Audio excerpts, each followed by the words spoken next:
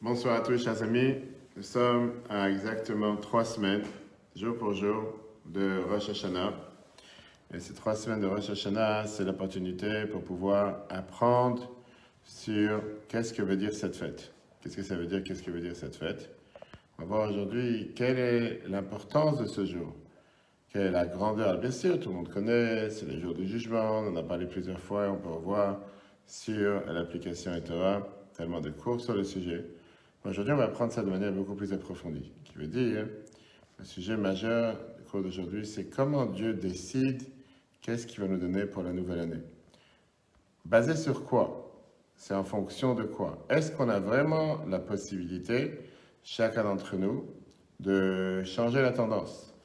Est-ce qu'on a la capacité de pouvoir faire basculer le jugement pour le bien? Ou bien tu te dis, tu sais quoi, quand tu as affaire avec un juge matériel, limité, terrestre, ok, tu peux pas forcément, tu te dis peut-être ça dépend pas de lui, peut-être ça dépend d'une autre chose. Mais quand tu as affaire avec Dieu, à ce moment-là, on peut dire que les choses se compliquent un peu plus. Pourquoi ils se compliquent un peu plus? C'est quand tu as affaire avec Dieu, c'est pas vraiment dans tes chances, c'est pas vraiment dans ta possibilité. Tu n'as pas vraiment la capacité de faire quoi que ce soit. Tu n'as pas vraiment la possibilité de changer et de faire en sorte que le jugement va basculer en ta faveur. Et ça, c'est ce qu'on va essayer d'apprendre ce soir. Alors, vraiment, est-ce que ça vaut la peine, tous ces efforts? Est-ce que tout ce que nous faisons pour se préparer à Rosh Hashanah Kippour, ça a un moyen? Rentrez avec plaisir, avec plaisir. Ah, pourquoi en bas? C'était en haut. Il n'y a pas de souci. Et comment Mordechai il arrive? Ah, il n'y a pas de souci, bien, avec grand plaisir. Alors, donne une feuille. Il y a aussi ici. Donc, la question, elle est, comme on disait, est-ce que vraiment on a la possibilité de pouvoir faire changer quoi que ce soit? Quand je dis faire changer quoi que ce soit, ça veut dire, est-ce que vraiment n'importe qui a le pouvoir de changer la donne? Ou bien on va te dire que non, les choses sont jouées, puisque les choses sont jouées d'office, puisqu'on parle de Dieu, et ce n'est pas quelque chose qui est dans tes mains. Alors, il y a une très belle histoire, pour commencer, une très très belle histoire avec le Rabbi, justement. C'était dans les années 60. À l'époque, il y avait beaucoup d'étudiants qui avaient l'habitude de venir voir le Rabbi en audience privée. Quand on est voir le Rabbi en audience privée en Yechidut, ils avaient la possibilité de pouvoir poser n'importe quelle question. Des questions qui, parfois, étaient des questions, on va dire, peut-être dérangeantes, on peut penser, mais ce n'est pas forcément dérangeant. Bref, donc ils sont entrés en audience privée chez le Rabbi. Ils ont demandé des questions de foi, des questions d'émouna, des questions de...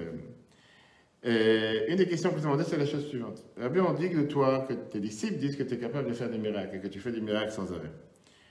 Mais on voulait savoir, est-ce que tu as vraiment la possibilité de changer la nature? Est-ce que tu peux changer les lois de la nature? Est-ce que c'est dans tes possibilités? Ou bien, tu sais, on te dit pour le faire plaisir, mais la réalité, c'est que tu n'as pas forcément ce pouvoir, tu n'es pas forcément capable de le faire. Écoute ce que la Bible a répondu. La Bible a dit la chose suivante. D'abord, c'est vrai. Je suis capable de faire des miracles. Pourquoi dire non? Oui, c'est vrai. Mais sache qu'il n'y a pas que moi qui est capable. Chacun d'entre vous, toi et toi, avec pointe à chacun des étudiants, chacun d'entre vous a la capacité, a la possibilité de faire des miracles. La vérité, elle est que quand un juif il prie ou il fait une mitzvah ou il apprend la Torah, son geste, son action monte jusqu'à dans le trône céleste et peut faire un changement. Tu as la capacité de pouvoir changer les donnes. Et ça, c'est justement le cours qu'on a dit tout à l'heure, le cours de ce soir, qui est de se dire comment faire en sorte de pouvoir déclencher le meilleur pour la nouvelle année. Comment faire en sorte de ça? Les gens ils disent, c'est quoi, tu parles avec Dieu? Ça ne dépend pas vraiment de toi, ça dépend du bon Dieu. C'est fini, on va dire, c'est pas dans tes mains, c'est pas toi qui vas décider, tu ne vas pas forcément pouvoir faire quoi que ce soit. C'est ce qu'on va voir ce soir. Parce que si je te demande la question, qu'est-ce qu'il faut faire pour mériter d'avoir une bonne année? Quels sont les critères avec lesquels Dieu décide de faire basculer le jugement pour le bien? Quand tu te tiens devant un juge, pour une personne qui est partie une fois devant un juge, il sait qu'en règle générale, c'est pas facile. Pourquoi? Parce que tu ne sais pas quel est le jury, qui sont les juges. Est-ce qu'ils sont favorables? Est-ce qu'ils sont pro? Est-ce qu'ils sont contre? On va savoir des milliers de critères qui rentrent. Qu'est-ce qui va faire en sorte qu'ils vont prendre en compte mon dossier et qu'ils vont agir pour moi de la meilleure manière? Et tu te demandes mille et une questions. Quand tu parles de Dieu, la question est beaucoup plus forte. Pourquoi elle est beaucoup plus forte? Parce que qui dit qu'il va te donner une nouvelle année? Avec quoi tu es garanti qu'il va t'accorder une nouvelle année? Est-ce que pour ça, il faut faire ce qu'on appelle la tchouva? Est-ce qu'il faut faire la tfila, la prière, la tzaka, puis les trois ensemble, comme on dit régulièrement dans la prière? Est-ce qu'il y a quelque chose qui peut faire basculer les choses de manière beaucoup plus rapide ou mieux que d'autres? C'est ce qu'on va voir ce soir ensemble. Comme je dis, ça c'est un critère de base de fondation dans la foi juive. Pourquoi?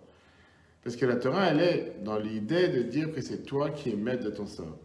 C'est toi qui dirige ton sort. C'est toi qui as ton mazal, ton sort dans tes mains.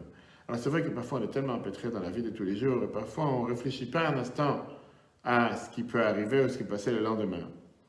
Mais parfois on a le devoir de méditer et de se dire, tu sais quoi, j'ai la possibilité aujourd'hui de changer la donne. Comment le faire? Qu'est-ce qu'il faut que je fasse pour? Et est-ce que vraiment je peux la changer? Ou bien des gens qui sont fatalistes qui vont te dire de toute façon ça ne va rien changer. La situation elle est ce qu'elle est. Et quoi qu'il arrive, tu ne pourras pas changer les choses. Pour comprendre ça, on va apprendre aujourd'hui dans la feuille, le premier dossier, la première phrase, c'est justement dans la paracha qui nous parle des fêtes. Et on va voir, c'est un des discours qu'a mentionné le Ramban. Ramban, c'était Nachmanide, Rabbi Moshe ben Nachman. Une fois qu'il a combattu les prêtres avec son fameux débat à Barcelone en 1263, il s'est enfui d'Espagne. Et il est arrivé en Israël. Malheureusement, il n'a pas vécu longtemps en Israël. Mais dans la petite période qu'il a vécu en Israël, il était invité à Akko, côté du port. Et là-bas, il a donné son fameux discours, le discours de Nachmanide pour Rosh Hashanah. Et il dit comme ça. Rosh Hashanah commence les jours de jugement. C'est très bien que ça commence les 10 jours de Tchouva, les 10 jours de repentance. La première des choses, le jour de Rosh Hashanah, il est écrit dans la Torah, tout court.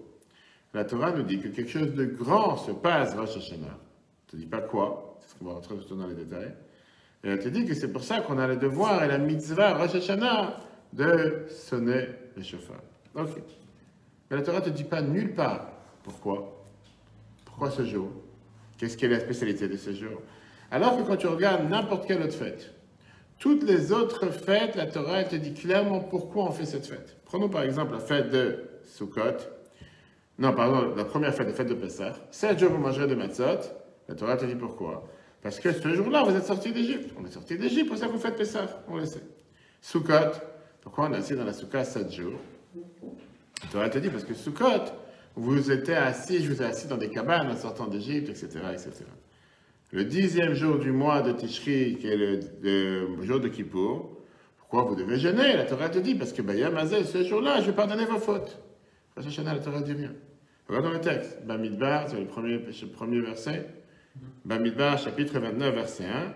Ou Chodesh Hashvi, le 7e mois, Bechad Chodesh, premier du mois. Mikra Kodesh Yelachem, ce sera un jour saint pour vous. Yom 3 Yelachem. Ce sera un jour de sonnerie, le jour dans lequel on a le devoir de sonner le shofar. Ni plus, ni moins.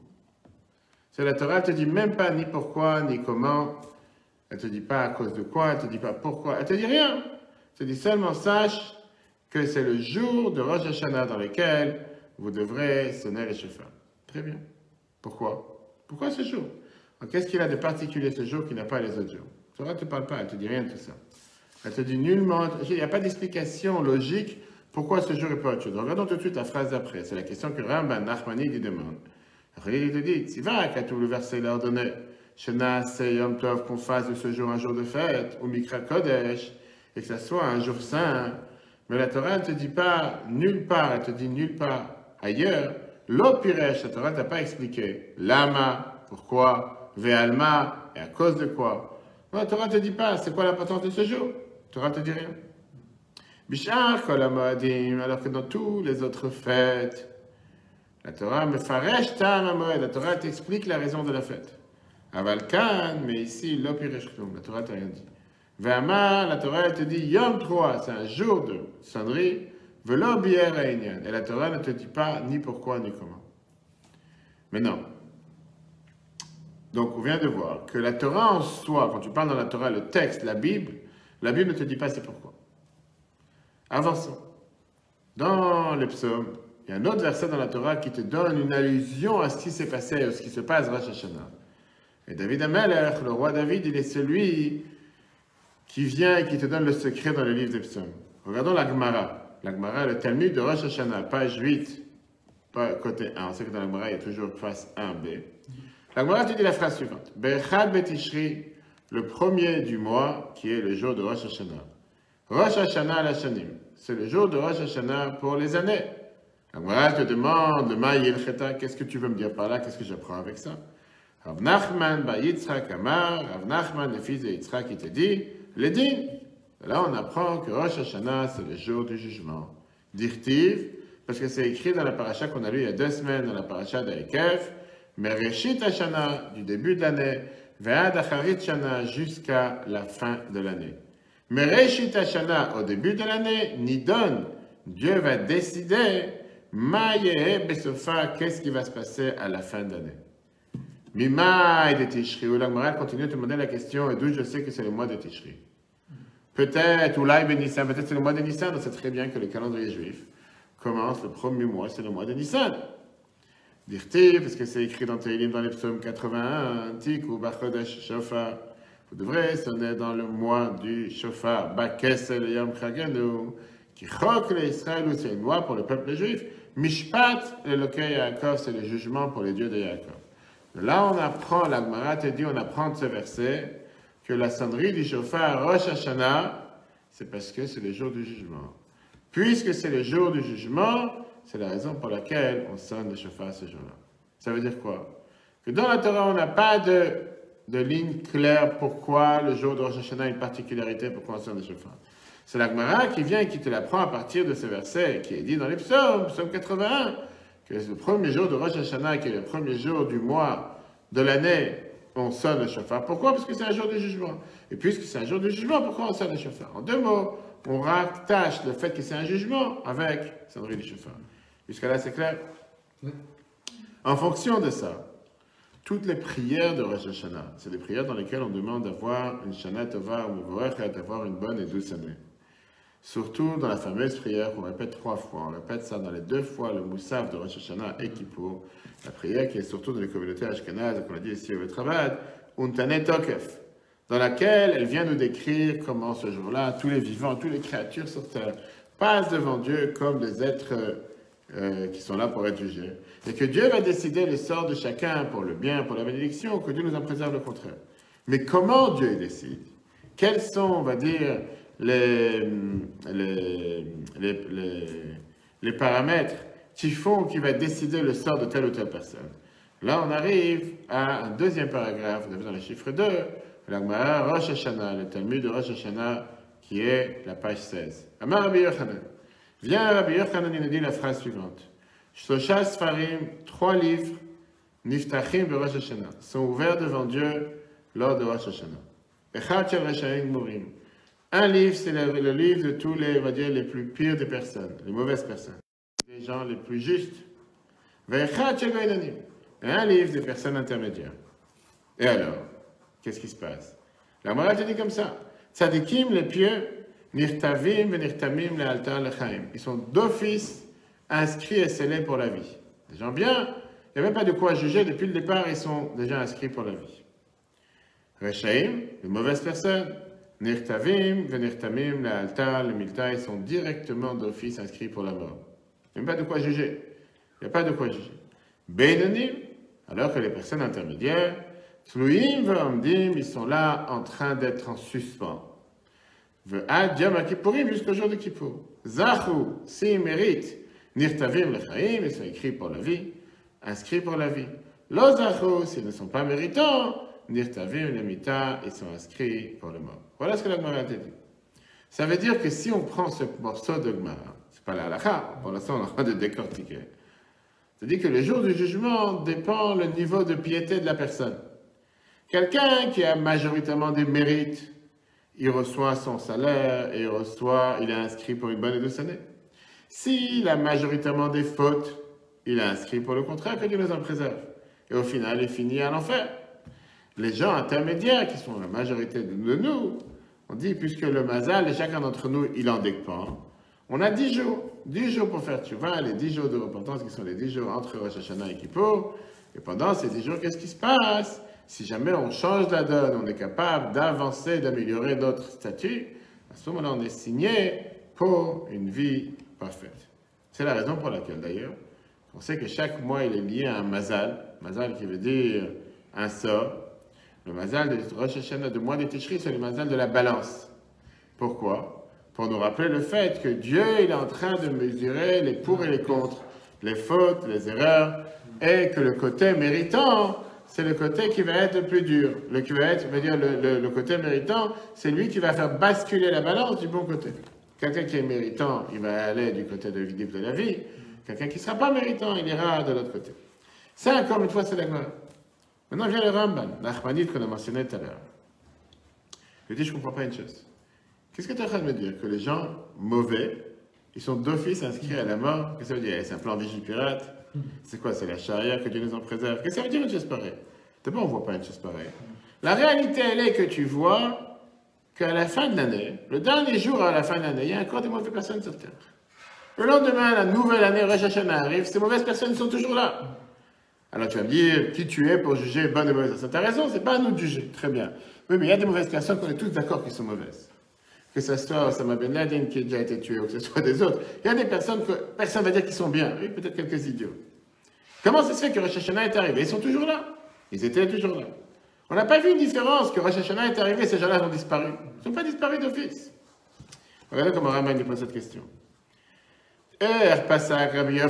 Comment Rabbi Yochanan il a pu trancher chez Tzadikim Mourim, que les Tzadikim pieux, total, Nirtavim venirtamim le'atar lechaim, ils sont d'office inscrits pour la vie.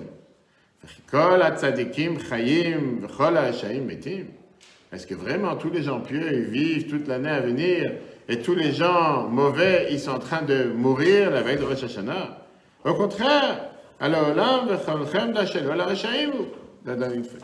le monde et tout son entourage, on voit que les Reshaim font la belle vie sur Terre. Tu as beaucoup de mauvaises personnes malheureusement.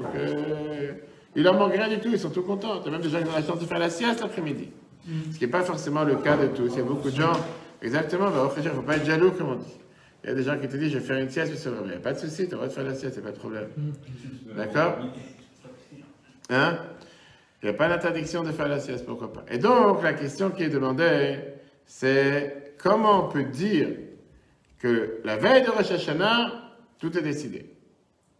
Les mauvais, ils vont à la mort, ils vont à la casse. Les bons, ils vont à la vie. Alors, ça veut dire quoi? Quand on demande le jugement, il est juste pour les gens intermédiaires? Ça n'a pas de sens. Deuxièmement, qu'est-ce que c'est en train de me dire que les gens pieux, ils auront leur salaire, leur récompense dans ce monde? Alors, c'est très bien que les Chachamim nous disent que le salaire des mitzvot, il n'est pas dans ce monde, il est dans le monde futur. Dans ce monde, il n'y a pas de salaire. Chaque enfant sait très bien que ce monde, il est appelé le monde du mensonge, pas le monde de la vérité. Ici, il n'y a pas de justice. La vraie justice se passe dans le monde d'en haut, quand les tzadikim ils vont profiter dans le Gan Eden, le paradis et le contraire. D'où on le sait, la fameuse histoire qui est racontée dans la paracha de cette semaine. La paracha de cette semaine, c'est la paracha Kitetse. C'est une paracha qui a un énorme, pourcentage de mitzvot dans la Torah, plus d'un dixième, 71 mitzvot. D'après le Sefer HaChanuch, ça veut dire 11% et demi des mitzvot sont dans la paracha qu'on va lire ce Shabbat. Une des fameuses mitzvot dans la paracha de cette semaine, c'est la mitzvah de Shiluach HaKen. C'est quoi Shiluach HaKen?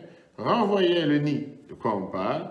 Quelqu'un qui a vu une colombe qui a fait un nid et qui est posé sur les oisillons ou bien sur les œufs, elle doit renvoyer la mère pour pouvoir prendre les enfants. Si elle ne veut pas prendre les enfants quand la mère est là.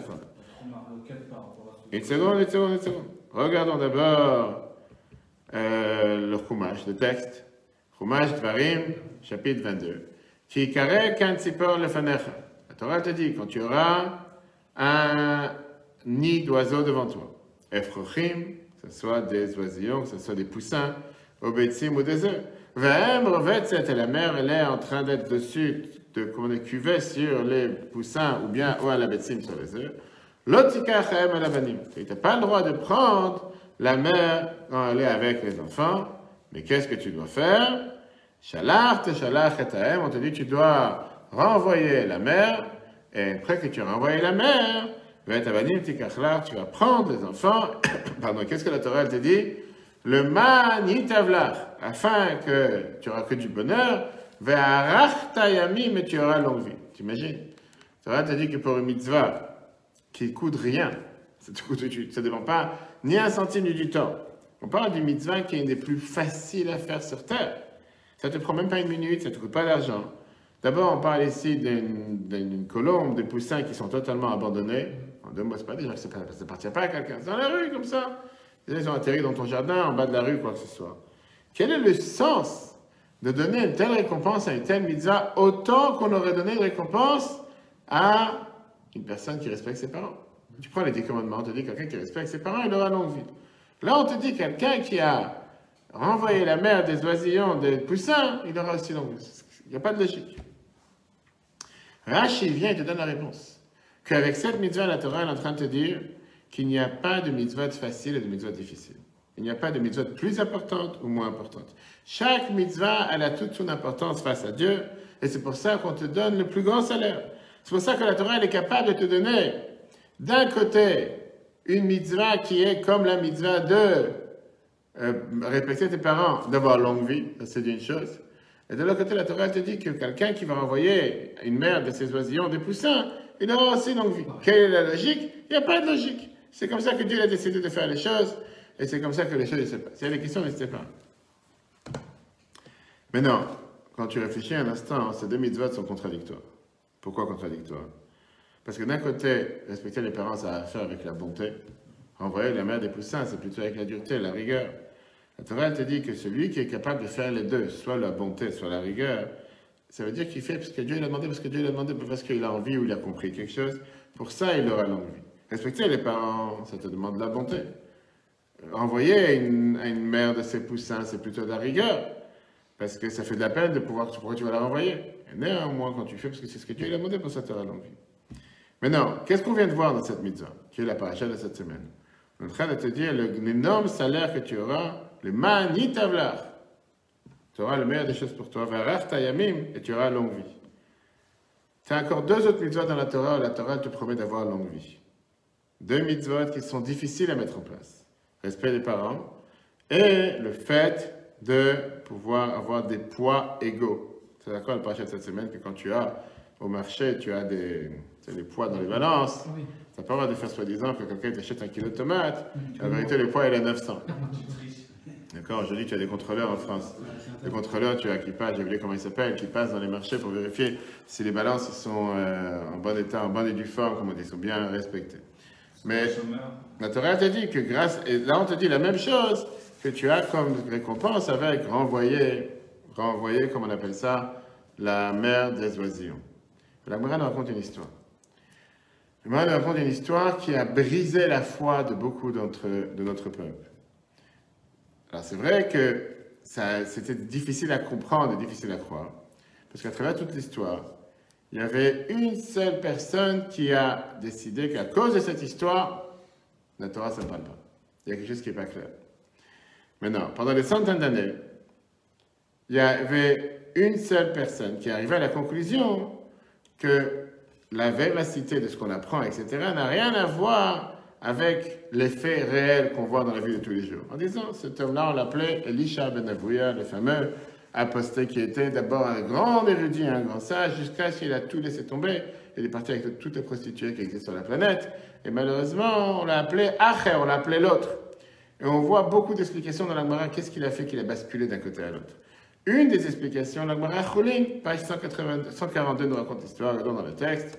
Rabbi Yaakov, Omer, Rabbi Yaakov, il dit, Aresh, Amalo Aviv, il y avait une personne, que son père lui a dit, allez la bira, monte dans la tour, monte dans la, comment on appelle ça en prison,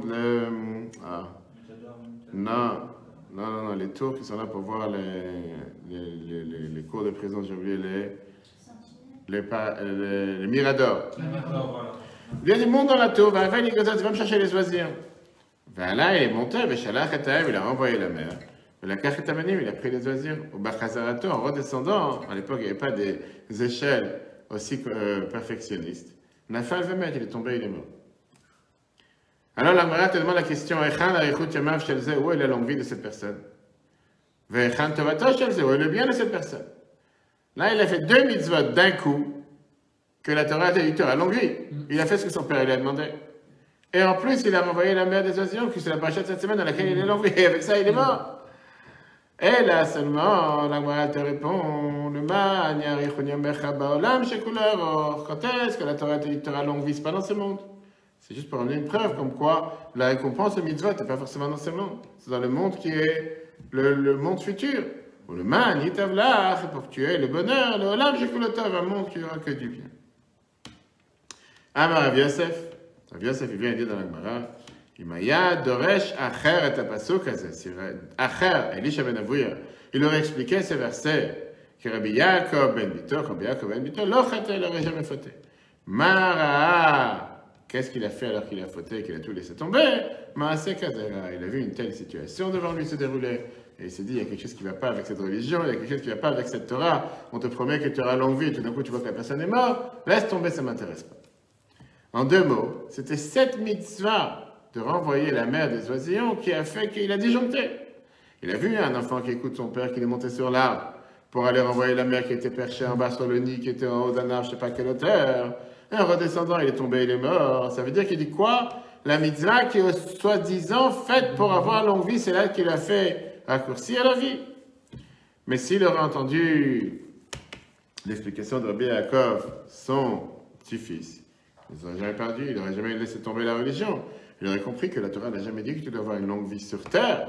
La Torah te dit qu'on parle du monde futur dans lequel c'est considéré d'avoir une longue vie. Qu'est-ce qu'on veut dire avec cette histoire? Rien d'apprendre. Qu'il n'y a pas de récompense au mitzvot dans ce monde.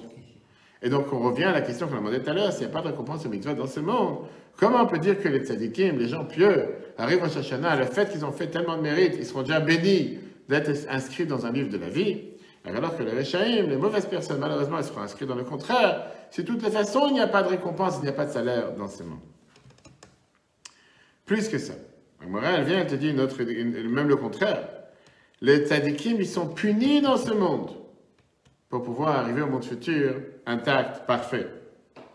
Alors que les Rechaïm, te dit qu'ils sont récompensés dans ce monde pour pouvoir ne rien avoir à leur donner dans le monde futur. Dieu dit, je t'ai donné tout ce que je te devais dans ce monde, au monde futur, je n'ai plus rien à donner. Donc ça veut dire quoi? D'après la logique, les gens pieux, ils auraient dû être inscrits dans un livre de malheur et de souffrance pour la nouvelle année, et les gens mauvais devraient être inscrits dans le meilleur livre. Mais ça n'a pas de sens, c'est totalement à l'envers. Ça, c'est ce que le Rambam nous demande dans la question dans le paragraphe suivant. C'est dit comme ça. Arrête, Rabbeinu me'afrim karazon, nos sages, ils sont en train de renverser l'histoire. Ils te renversent la balance, ils te renversent la marmite. C'est une expression. Ve'amrou, et ils te disent, comme c'est écrit dans Kiddushin, la Gemara Kiddushin, page 39b, Kimish esruyotav merubin, celui qui a des mérites nombreux, mais un vonotav plus nombreux que ses malheurs, que ses fautes. Merimlo, il a des malheurs dans ce monde. On l'a masé dans ce monde pour le nettoyer de ses fautes, comme ça il va aller dans le monde futur parfait. Ve'chen amrou, on a dit aussi que Mish avonotav merubin esruyotav, celui qui a des fautes plus nombreux que ses mérites. Mais Tivindo, on va lui faire plus de bonheur dans ce monde pour pouvoir lui donner ce qu'on lui doit. Comme ça, dans le monde futur, il va directement à l'enfer. Donc ici, c'est comme ça, on ne comprend plus rien. Qu'est-ce que ça veut dire qu'arrive Rosh Hashanah, on te dit que les gens pieux, ils sont méritants. Les gens mauvais, ils sont plus méritants. Alors que la réalité, c'est le contraire. Et comme on l'a dit tout à l'heure, on voit dans les faits que les choses se passent différemment. La Gemara Sanhedrin, page 44b, nous raconte une histoire. Il y avait une ville dans laquelle habitait un converti. Pardon, pas un converti. Il y avait habité un grand tzaddik, quelqu'un de très pieux. Et à côté de lui habitait un grand rachat. Dans la même ville. Pourquoi c'était un rachat? Pourquoi c'était quelqu'un de mauvais? Parce qu'il prenait des impôts, il venait prendre des impôts du roi. Et toute sa vie, il essayait d'escroquer les pauvres. Tu dois tel impôt, tu dois telle taxe, telle amende, tel radar, tel 3 points, tel, etc., etc. Ok. Malheureusement, ces deux, ils sont morts le même jour. Le même jour, Dieu il a fait en sorte qu'il y ait décédé d'eux. Dans la ville, on s'est réunis pour aller accompagner le tzaddik, l'homme pieux. Grande cérémonie, grand enterrement, tout le monde va venir l'accompagner, etc., etc. Les enfants du rachat sont restés tout seuls. Et on avait pitié sur lui. Malheureusement, c'est quand même quelqu'un qui est décédé aussi, on doit l'accompagner aussi, on doit l'enterrer, etc. Donc, on l'a accompagné, on va dire, à la fin de tout ce qui était la cérémonie de l'enterrement du tzaddik. À la fin, on a aussi fait une petite cérémonie pour qu'il se joigne à la grande. On va dire, l'attention des gens, les radars, les photos, les flashs, je ne sais pas s'il y avait des photos, mais peu importe. L'attention de la presse était sur ce grand tzaddik de la ville, qui lui qui est mort, etc. Tout d'un coup, on entend une sirène. Voilà, tu racontes. Une sirène dans laquelle on fait savoir qu'il y a des cambrioleurs, des voleurs qui arrivent dans la ville. Ils ont entendu qu'il y a un enterrement, plus personne n'est dans les maisons, il laisse les portes ouvertes. C'est le meilleur moment pour aller cambrioler tout le monde, voler tout le monde. Tout le monde, ils sont partis maintenant dans les refuges pour aller avoir peur. À l'époque, les cambrioleurs, c'était pas des gens sympas. C'est comme les talibans hier, on va savoir. Ils viennent avec des lance-roquettes et tout. Ils viennent pas avec je sais pas, des bonbons ou quoi que ce soit. Une fois qu'ils sont passés ces cambrioleurs de la ville, on continue le processus, le procédure de l'enterrement. Et là, malheureusement, on s'est embobiné avec les cercueils.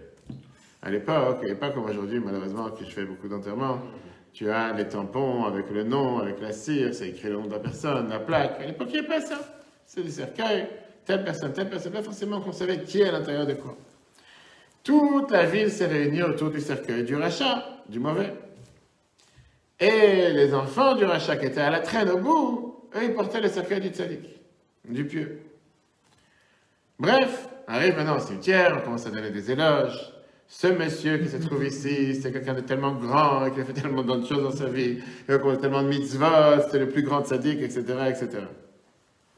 Et ça, c'était toute la cérémonie qui a été faite pour qui? Pour le rachat, alors c'était officiellement pour le tzaddik. Et ce malheureux tzaddik qui a été intercalé avec le rachat, il a été enterré comme un, je sais pas, comme un des plus pires personnes sur le coin du cimetière, sur une pierre tombale du coin, même pas un éloge, une personne qui était présente. Eh, quand vas-y, t'es mort, vas-y, la pierre enterrée, laisse-moi tranquille. Après quelques jours, le tzaddik, il arrive en rêve chez son élève. Et il lui raconte, parce que personne n'était au courant, sur le moment même, personne ne savait. Et il lui dit, écoute, je te raconte ce qui s'est passé. On sait très bien que des personnes qui décèdent, ils viennent des fois en rêve chez les proches, etc. Et il lui raconte ce qui s'est passé. Il lui dit, je te demande de transférer mon corps vers l'emplacement idéal. J'ai rien à faire dans le coin des cimetières, etc. Et il lui a expliqué aussi pourquoi il y a eu une telle erreur. Il lui dit, il y a un jugement sortant. Il y a eu une fois que j'étais présent dans une réunion, on a fait honte à Talmid Chacham. Et j'ai pas réagi. J'ai dit, c'est bien qu'il lui fasse honte, pourquoi pas. Et donc, on m'a décrété dans le ciel que quand je vais mourir, quand je vais partir de ce monde, je serai enterré sans honneur, sans aucun honneur. Alors que ce rachat, cette mauvaise personne, il a fait une fois une bonne action. Il a fait un grand festin pour un ministre qui devait venir voir, c'est quelqu'un qui prenait les impôts, etc. Et à la dernière minute, le ministre, il a dit qu'il doit aller à Kaboul, qu'il ne peut pas venir, il ne peut pas être présent. Donc il a annulé sa venue. Il a eu de la peine de tout ce manger qu'il a préparé pour ce festin, il a distribué à tous les pauvres de la ville.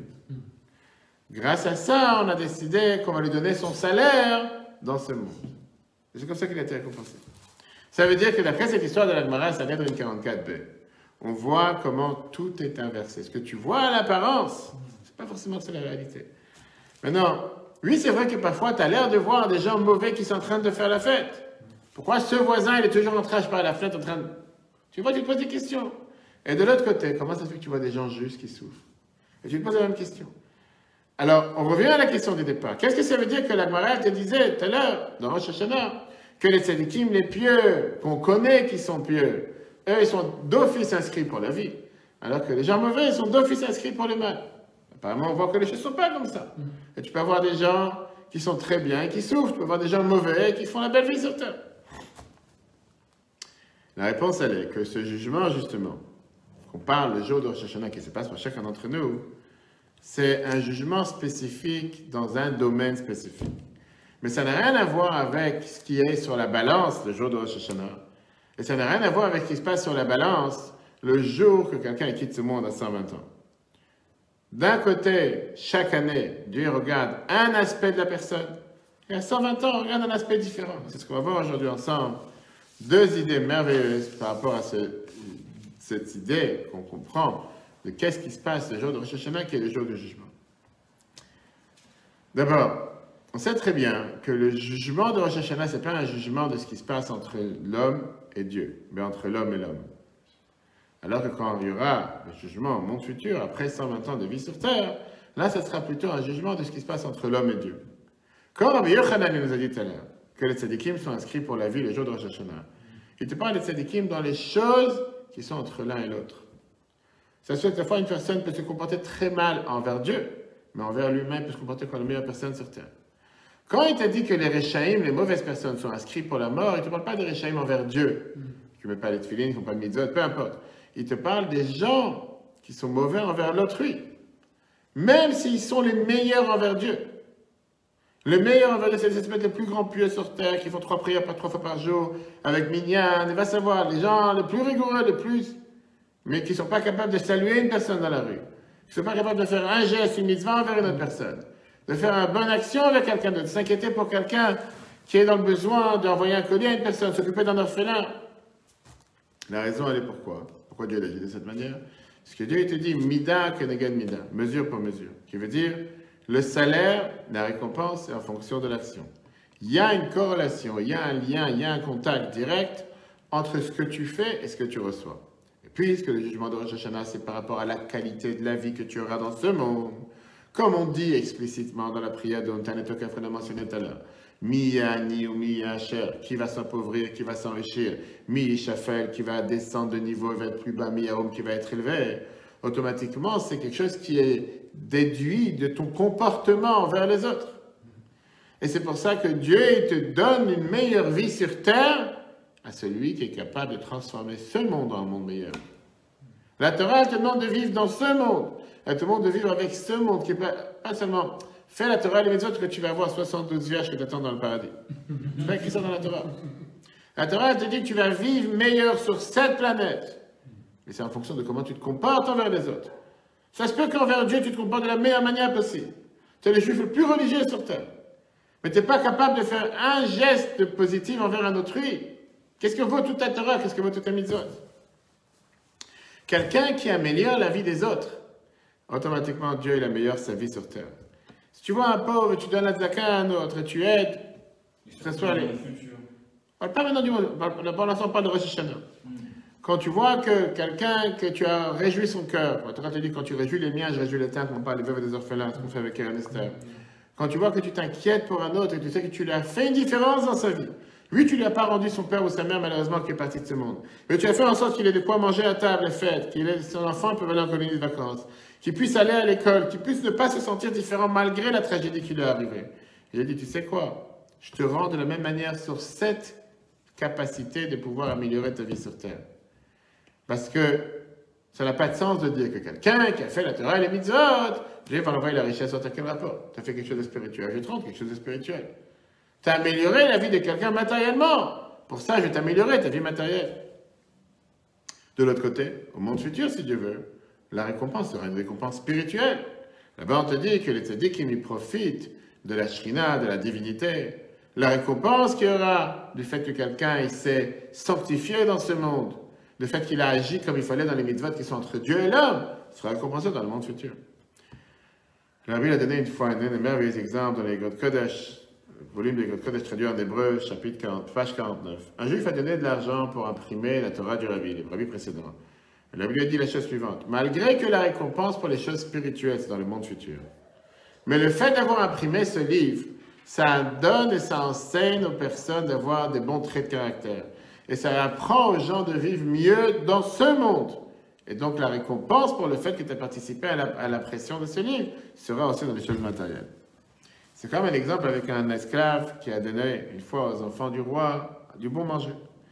Il s'est assuré que tous les princes, ils auront de quoi manger.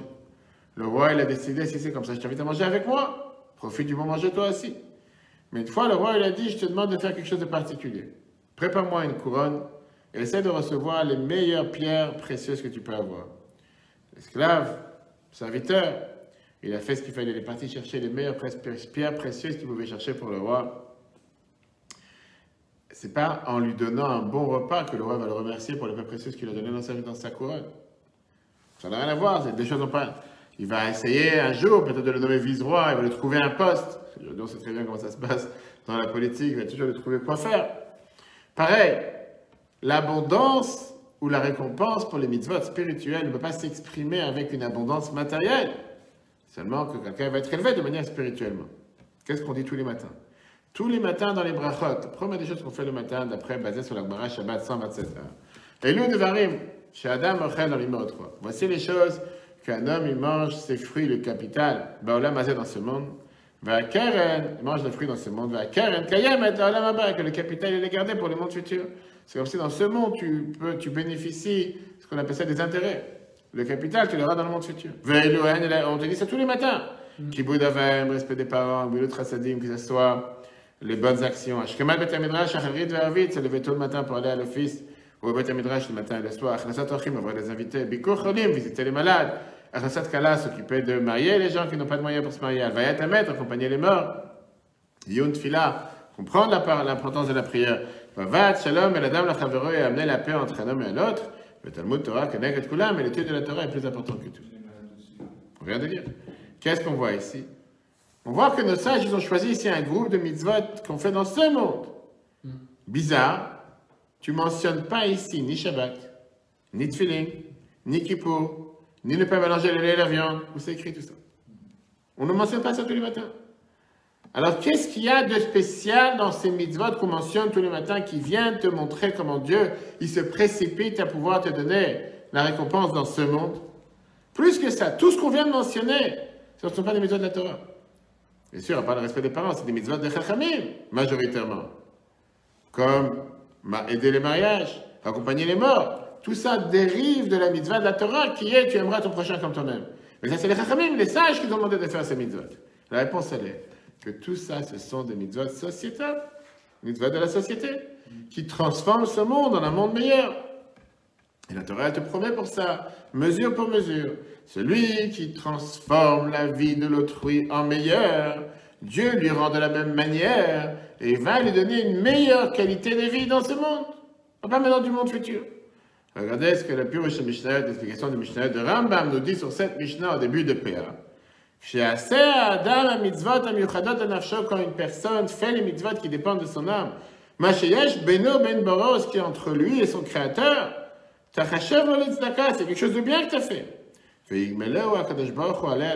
Pour ça, Dieu va te récompenser. Comment? Au monde futur. Mais quand tu fais les mitzvot qui amènent un avantage et qui améliore le quotidien et la vie de quelqu'un d'autre sur cette planète, ça va être considéré pour lui comme une tzedaka dans le monde futur. Pourquoi les fiches à ça mitzvah? Parce qu'il a fait cette mitzvah. Mais ce n'est pas seulement qu'il aura un salaire au monde futur. Avali Matzah, Tova, Ba'olam Hazeh, va trouver le bien et le bonheur dans ce monde. Pourquoi? Parce qu'il a amélioré le quotidien de quelqu'un d'autre.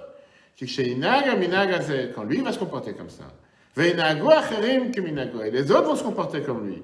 C'est une chaîne qui ne s'arrête pas.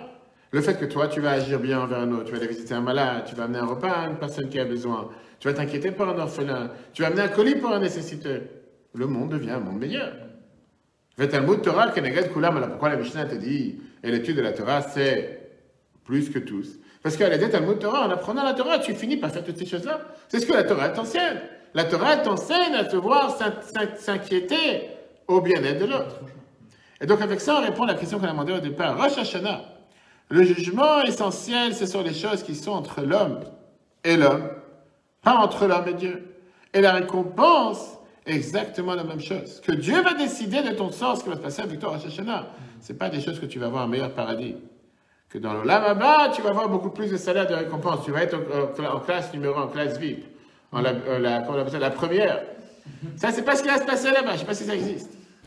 Mais dans ce monde, ici, dans ce monde, tu auras une réelle récompense avec une meilleure qualité de vie matérielle.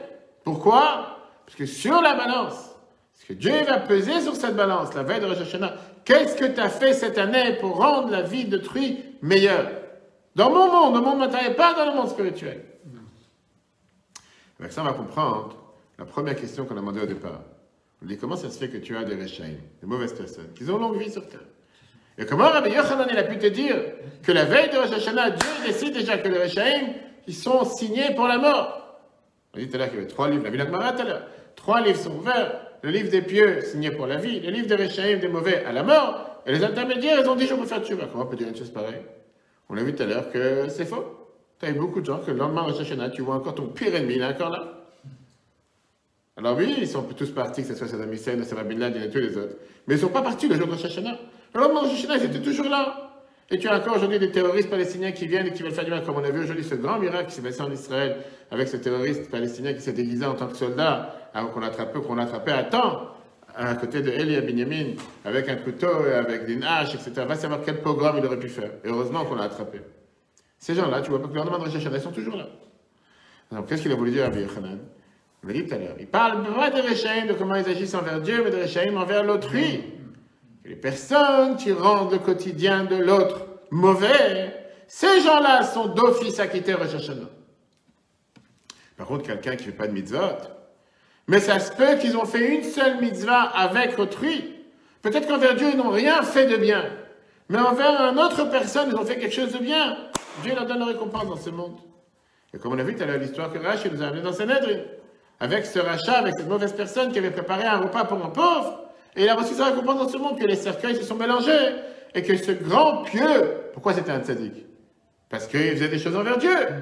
Mais au final, l'autre, il a fait quelque chose pour améliorer le quotidien d'une personne sur terre.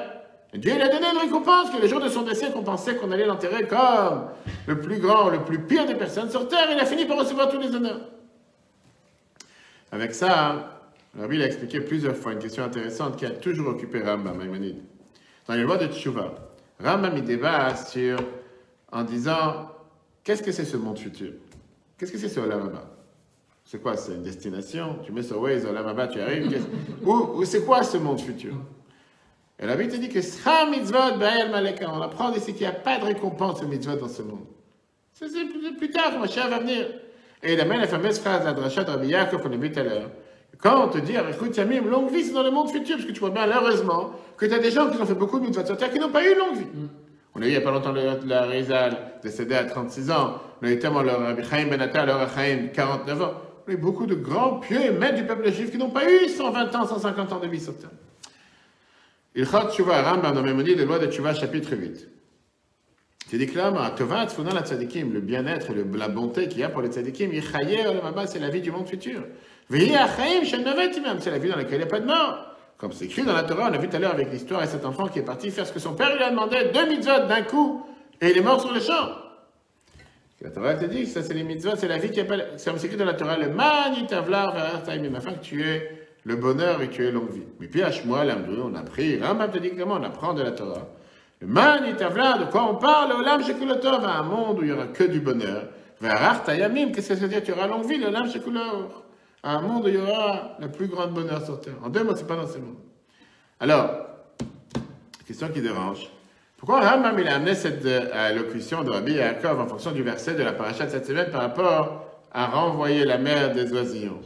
Pas un verset plus important par rapport aux 10 commandements dans lesquels on te dit tu respecteras ton père et ta mère, tu auras longue vie. Puisqu'on a vu que cette histoire avait les deux à l'intérieur. Il y avait le père et la mère. Il a respecté son père parce qu'il est parti chercher, renvoyer la mère des oisillons. Et il y avait aussi le fait qu'il a renvoyé la mère des oisillons. Pourquoi il a pris la preuve du deuxième verset, pas du premier? Le Rabbi te dit comme ça.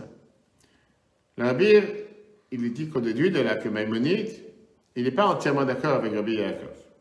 Il est d'accord le fait que renvoyer la mère des oisillons, tu auras le salaire dans le monde futur. Mais il n'est pas d'accord au fait que le respect des parents, c'est pas seulement une récompense dans le monde futur, c'est une récompense dans ce monde. Pourquoi? D'après ce qu'on a expliqué. Parce que le respect des parents, la mère et les oiseaux, je ne sais pas qu'est-ce qu'elle ressent. C'est exactement, c'est envers autrui. Parce que la première mitzvah humaine sur terre, du premier niveau, c'est le respect des parents. Transformer la vie de tes parents en meilleure, c'est la plus belle mitzvah qui peut faire en sorte que Dieu, en contrepartie, rend ton quotidien meilleur. Un parent qui a longue vie, par ça que son fils fait tout, sa fille ou son enfant fait tout pour qu'il ait longue vie, je dis, c'est comme ça que tu comportes avec tes parents. Je vais m'assurer que ton quotidien aussi sera meilleur. Et c'est pour ça que Dieu lui rend mesure pour mesure. Et le salaire d'un tel enfant, c'est qu'il aura une longue vie dans ce monde. Alors que la mère et les oisillons, paient leur âme, qu'est-ce que je te fasse? Tu as tapé des doigts, ils s'est envolé. Des fois, sans le vouloir, tu n'as absolument rien fait. Des fois, tu vas dans la rue, tu vas transférer, tu entends un boum, tout le monde, tout d'un coup, tu découvres qu'il y avait des oiseaux tout autour. Tu n'as rien fait. C'est eux qui sont partis. Tu n'as pas voulu leur faire du mal. Là, les parents, c'est différent. Comme on l'a dit tout à l'heure, cette mitzvah de renvoyer la mère des oisillons, c'est pas une mitzvah logique. C'est une mitzvah spirituelle, il n'y a pas de logique derrière. Tu ne comprends pas pourquoi tu dois renvoyer la mère. Qu'est-ce qu'il y a de mal que la mère, elle reste sur les poussins, ou qu'elle reste sur les œufs? Le Zohar te dit que le but de cette mitzvah, pourquoi elle est faite, c'est en vérité une mitzvah qui n'est pas entre l'homme et l'humain, mais c'est entre l'homme et Dieu. Le fait que cette mère qui part de ses enfants va crier maintenant vers Dieu, va faire en sorte que Dieu va se réveiller plein de miséricorde pour le peuple juif que nous sommes considérés ses enfants. Et donc la récompense, c'est une récompense spirituelle. Revenons à la question qu'on a demandé tout à l'heure par rapport à la Gemara, qui est quand même une question importante, parce que cette question avec cet enfant qui a fait ce que son père il a demandé. Et il a respecté les parents. Et il a renvoyé la mère des oisillons. Si on vient dire que le respect des parents, il aurait dû être récompensé dans ce monde, pourquoi il est mort? Pourquoi il est tombé de l'arbre, il est mort? Si tu me dis que d'après la vie de Rabbi Yaakov qu'on a vu tout à l'heure, que c'est seulement une récompense dans le monde futur, ok. Mais là, tu viens d'expliquer, d'après ce que le Rabbi nous explique, que le respect des parents, tu dois forcément avoir une récompense dans ce monde. Pourquoi il est mort? Le Rabbi t'explique ça de deux manières. Dans la Tosefta, à la fin d'Agmara Choulin, le Rabbi te dit qu'il y a une autre version à cette histoire.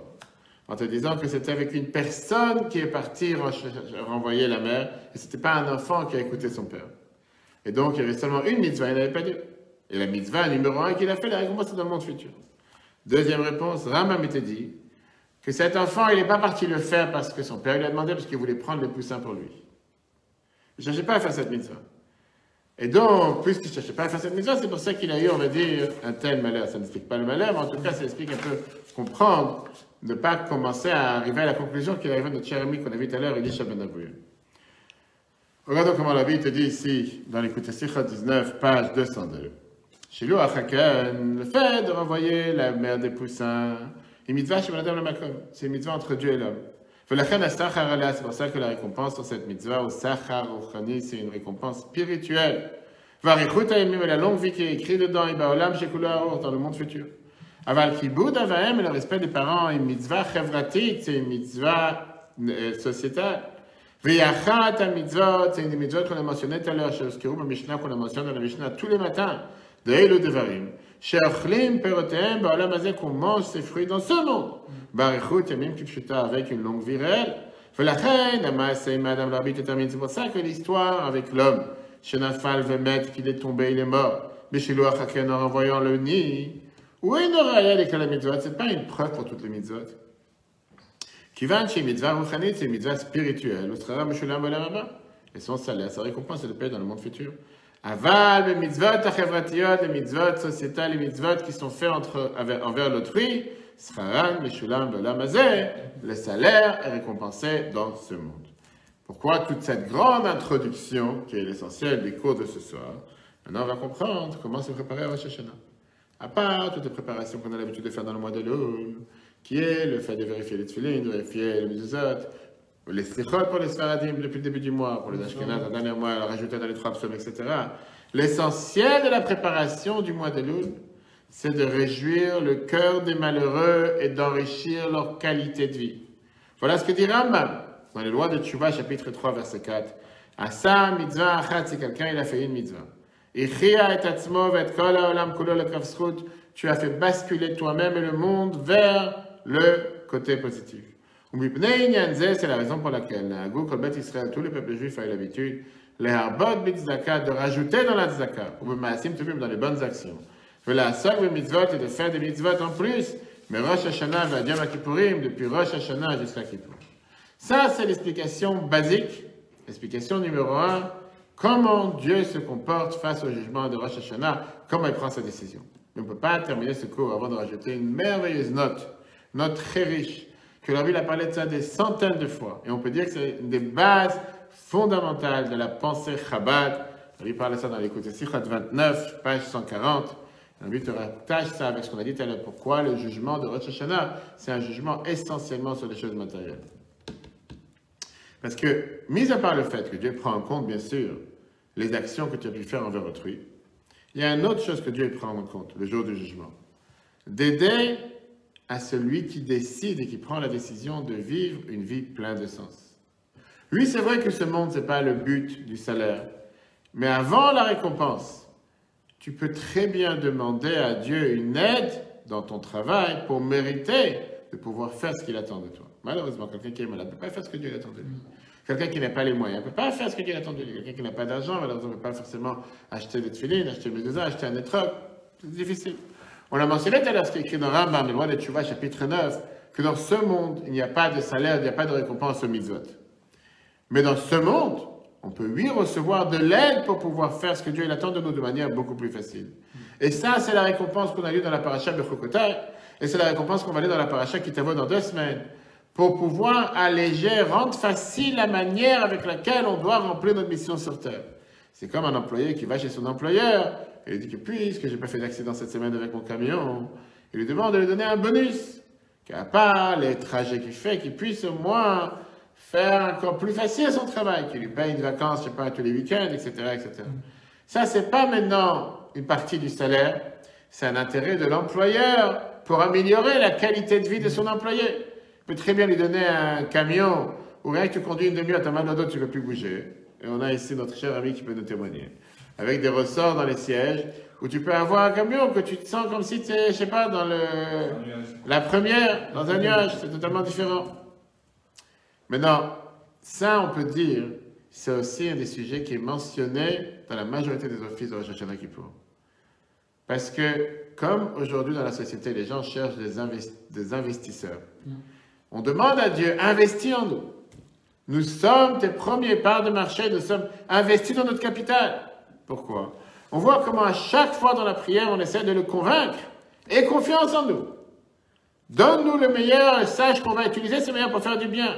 De Rosh Hashanah à Kippour, on rajoute 4 paragraphes dans la prière, dans la Hamida. Voilà ce qui est écrit dans le chiffre 4. Qu'est-ce qu'on rajoute? On dit à Dieu la phrase suivante. Zocheinu lechaim. Souviens-toi de nous pour la vie. Melech hafetz v'chaim, un roi qui décide, qui veut la vie. V'chodveinu b'sefer hachaim. Inscris-nous dans le livre de la vie. Pourquoi? Leman cha'elakim chaim. Fais-le pour toi. Qu'est-ce qu'il y a dans les chantages ici? À la fin d'Avinu Malkeinu, la même chose. On n'arrête pas de dire assez leman chaim, lo lemanenu. Fais-le pour toi si ce n'est pas pour nous. On parle à notre meilleur investisseur. On parle avec ce qui est la cause pourquoi quelqu'un ira investir dans mon affaire. On lui dit c'est rentable pour toi. Fais-le pour toi, pas pour nous. Donne-nous une bonne vie, donne-nous une vie heureuse pour que toi tu aies ce que tu as besoin. Tu nous as envoyés sur terre. Tu nous as donné une mission sur terre. Si on n'a pas ce qu'il faut pour pouvoir faire ce que tu nous as demandé, comment on va le faire? Tu veux qu'on puisse être capable de faire ce que tu nous demandes. Donne-nous une meilleure qualité de vie sur terre. La question que la vie demande, c'est quoi cette chutzpah? C'est quoi cette arrogance? De quoi tu te permets? Tu dis à Dieu, tu veux que je fasse ce que tu veux. D'abord, il te doit quelque chose. Tu veux que je fasse ce que tu m'as demandé. Donne-moi une meilleure qualité de vie sur terre. Avec quelle grossièreté, avec quelle, je dirais, arrogance, tu demandes à Dieu, aide-nous. En vérité, aide-toi. Le mantra, fais-le pour toi, ne le fais pas pour nous. Comment, tout d'un coup, tu vas dire au juge, tu sais quoi, tu dois me rendre en liberté, parce que comme ça, tu vas t'en sortir mieux. C'est quoi cet argument bête? J'ai besoin de toi. Je te mets en prison 20 ans, que si j'ai besoin de toi, que si je te laisse en liberté ou pas. À la base, être avec humble, et avec je dis, pudeur, et surtout avoir peur du jugement. On dit à Dieu, puisque tu as besoin de nous, et pitié sur nous. Moi, j'ai besoin de toi. Je te demandais quelque chose. Imagine-toi, comme j'ai dit, quelqu'un qui va devant un juge et dit, tu sais quoi, tu dois me rendre méritant, parce que sinon tu vas avoir un mauvais nom. Les gens vont parler de mal de toi. Qu'est-ce que tu crois qu'un juge est là pour faire plaisir pour faire plaisir à tous ceux qui vont le voir? Ça n'a pas marché. Vient l'explication chassidique, comme je disais tout à l'heure, c'est une explication fondamentale. C'est un des fondements de base de la chassidut Chabad. Ce n'est pas une demande, c'est un engagement. Qu'est-ce que ça veut dire? On dit à Dieu, donne-moi les capacités, donne-moi ce que j'ai besoin, donne-moi les conditions, et moi je m'engage à faire le meilleur, le maximum, grâce aux conditions que tu m'as données. On promet à Dieu de pouvoir s'engager à nouveau sur Rosh Hashanah, de comprendre que la vie n'est pas un simple mérite, c'est aussi une responsabilité. On n'est pas là seulement pour profiter, on est là aussi pour travailler, pour donner. C'est un gage que Dieu nous donne pour en faire le meilleur. Et donc ça ne suffit pas de demander la vie. On veut aussi justifier pourquoi on demande cette vie. Et donc on se demande la question, pourquoi je demande à Dieu cette nouvelle année, donne-moi une bonne année. Quand on dit que Dieu, on lui demande le mantra, fais-le pour toi, ça c'est l'engagement qu'on comprend, que oui, le sens de la vie, on sait ce que ça veut dire. On sait pourquoi on a besoin d'avoir une bonne année. Et on te demande, fais-le pour toi, qu'est-ce que c'est pour toi? Je te promets qu'en me donnant cette bonne année, avec tout ce qui comporte à l'intérieur, je vais l'utiliser à bon escient pour faire ce que toi tu demandes de nous de faire. Regardez cette merveilleuse histoire. Il y avait un juif, un jeune Chabad, un jeune Lubavitch, qui est un Talmid Chacham, qui dirige un collège à Jérusalem. Quand il avait 25 ans, c'était un père de 2 enfants. Il avait mal à l'oreille. De jour en jour, il a de plus en plus de mal à l'oreille, il n'arrive pas à entendre. Il s'est dit, bon, tu sais quoi, va savoir, laisse tomber. J'ai dû attraper un bruit, quelque chose, va savoir. Mais la douleur était plus forte que lui. Parti voir chez un ORL, il est parti à l'hôpital Beilinson pour faire un IRM du cerveau. Et là, le neurologue, il vient le voir, il s'assoit à côté de lui, il dit comme ça. Tu as une des plus grandes tumeurs placée dans le cerveau. Elle n'est pas terrible, mais elle est grande. Mais elle est à l'intérieur du cerveau. Tu ne peux rien faire. Qu'est-ce que tu coupes le cerveau en deux? Tu ne peux rien faire. Alors il lui a demandé, c'est quoi la grandeur de cet invité qui s'est installé dans mon cerveau? Il lui a dit, elle n'est pas petite, elle n'est pas grande, elle est géante. Et le problème, c'est qu'elle est à l'intérieur du cerveau. Et dans un tel endroit, aucun rayon peut fonctionner. La thérapie, la radiothérapie ou la chimiothérapie, ne peut rien faire. Un autre docteur à Hadassah Ein Kerem, qui est considéré comme un des plus grands professionnels d'Israël dans la matière, il lui a dit, il faut que je t'explique c'est quoi la situation. Tu as à l'intérieur du cerveau une bête sauvage qui est en train de manger ton cerveau. Et si un docteur te dit qu'il est capable de t'enlever cette tumeur sans laisser aucune trace, il te ment avec le plus grand mensonge sur ça. C'est impossible. Parce que cette tumeur, elle est placée sur les nerfs qu'il y a dans le cerveau, qui c'est le centre de contrôle, la tour de contrôle, que n'importe quelle veine que tu touches là-bas, ça touche une autre partie du corps, et une peut t'enlever la vue, une peut t'enlever le souffle, la respiration, une peut t'enlever... Eh, laisse tomber, c'est la centrale. Qu'est-ce que tu veux qu'il fasse? Le Rav de Bnei Brak à l'époque, c'était le Rav Moshe Lando, décédé il y a quelques années, il a parlé d'un docteur en Californie qui peut-être est le seul docteur au monde qui est capable de s'occuper d'une telle situation. Il a décidé de ramasser les fonds qu'il fallait, c'était 130 000 $. Comme on a en Amérique, tout est très, très, très pas cher, pour le faire voyager d'Israël à Californie. Rosh Chodesh Iyar, c'était le jour où il était sur la table d'opération à Los Angeles. Mais après 1 heure après le début d'opération, le docteur il sort vers le père et il lui dit que la situation elle est catastrophique et que l'opération va durer 6 heures de plus que ce qu'on a planifié au départ. Le docteur il a dit, il faut que tu saches que la tumeur elle est vraiment sur la verge, sur le rebord du nerf de la respiration. Et c'est presque impossible de vouloir enlever cette tumeur sans toucher ce nerf. Mais il a réussi à se faufiler parmi le chemin des nerfs et il a réussi à enlever la tumeur entièrement. 2 jours après l'opération, il est sorti du lit et il a commencé à marcher avec un ambulateur. Après 4 mois de physiothérapie sans fin et avec beaucoup de bonne volonté, il a recommencé à marcher.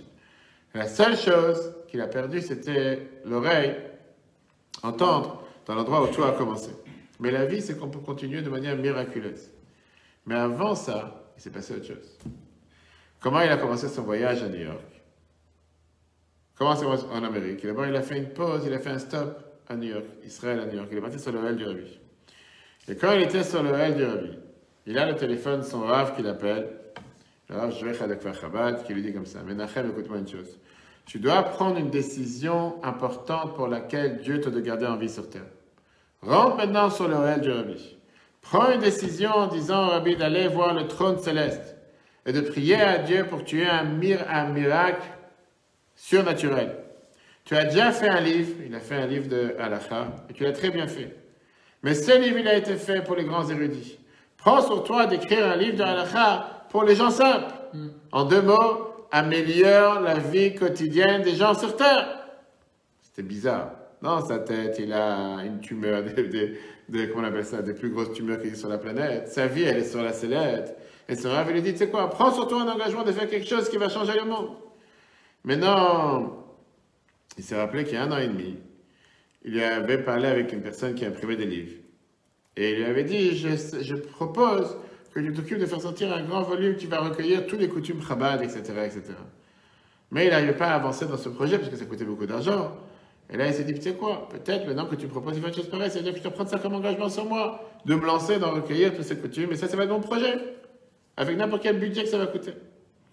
Mais c'est vraiment à ce moment précis que sur le téléphone, il attendait, en train de rentrer sur le Hell du Rabbi, que cette personne qui lui proposait ce projet, il y a 1 an et demi qu'il appelle. Et il appelle pour quelque chose de totalement différent. Même pas pour lui rappeler ce projet. Mais à ce moment précis, avant de rentrer au Ohel, ce Rav Menachem, il dit à ce juif qu'il appelle, tu te rappelles, il y a un ami qui est venu avec moi avec ce projet. Et il n'y avait pas de moyens, il n'y avait pas de... Je te fais savoir que je suis prêt à aller sur ce projet, commence à le lancer. Il n'a pas raconté qu'il a une tumeur, qu'il est à New York, etc. Le sauvetage qui s'est passé le lendemain en Californie, maintenant on reçoit totalement une autre couleur. Pourquoi? Parce que si vous demandez, le livre il est sorti, bien sûr qu'il est sorti, mais le premier volume il est déjà sorti, bientôt va sortir le deuxième volume. Le fait qu'il a été sauvé, on ne peut pas le dissocier du fait qu'il a pris sur lui d'arranger la vie quotidienne de d'autres personnes, et comme ça il a aussi été sauvé. Regardez comment Rabbi dit ça en 1985 dans les Traduot, volume 5, page 2785, dernier paragraphe. Chez le livre Rabbi Yaakov même, que d'après les paroles de Rabbi Yaakov qu'on a vu tout à l'heure, Ein Sra Mitzvot Ba'olam Hazeh, il n'y a pas de salaire de récompense des mitzvot dans ce monde. Quand Zéro Asra, comme on l'a dit tout à l'heure, je suis d'accord avec toi quand tu parles de la récompense. Aval Vadaï, Shakadosh Baruch Hu, c'est sûr que Dieu donne, Noten le Yehudi donne à un juif, Kol Touf, tout le bien gashmi matériel Ba'olam Hazeh dans ce monde. L'Obetur sera pas en tant que récompense, Kiim, mais seulement que de chez Yuchal le Kayem Torah Mitzvot, pour qu'on puisse faire la Torah et les mitzvot mitoch menucha avec calme, avec tranquillité, simcha, avec joie, avec tout le vav et bonheur, comme écrit Rambam dans Teshuvah chapitre 9. Voilà, chers amis, ce merveilleux cours qui vient de rappeler, qui sera en replay sur l'application eTorah sur Google Apple, et qui nous rappelle que quoi? Que Rosh Hashanah qui pose sur le jugement matériel, sur le comportement matériel, comment on agit envers les autres, pas tellement comment on agit envers Dieu. Et avec ça, on a la réponse à pourquoi et comment Dieu décide de faire la part des choses. Comment Dieu décide de mettre en valeur, mettre sur la balance notre comportement pour donner ce qu'on a besoin pour la nouvelle année. Que Dieu fasse qu'on mérite d'avoir une meilleure année sur Terre. Amen. La plus belle année pour chacun d'entre nous dans tous les domaines matériels, spirituels. S'il y a des questions, avec grand plaisir. C'était clair ou pas? Parfait. Okay. Tu peux dire que c'était pas parfait. Ah, t'as peur du jugement, parce que maintenant tu j'ai compris. Que Dieu fasse le conservateur en place l'application et te voilà un aperçu de quelles sont les considérations devant Dieu. En replay sur l'application et Torah. Shana Tova à tous. Passez le chauffard. Très bonne journée à tous et si Dieu veut, à la semaine prochaine.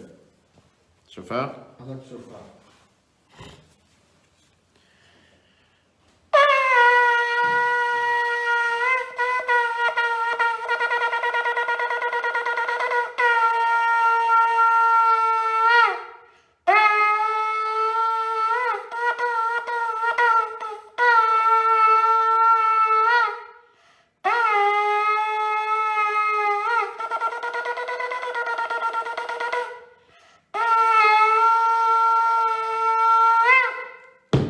Voilà, chers amis.